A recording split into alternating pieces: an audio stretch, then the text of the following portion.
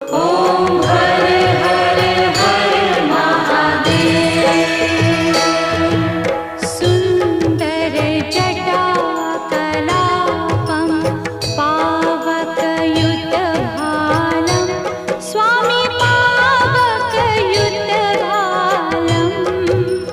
डमरुत्रिशूलपिनाकं डमरुत्रिशूलपिनाकं करधृतनृकपालं ॐ हर हर हर महादेव। मुण्डे रचयति माला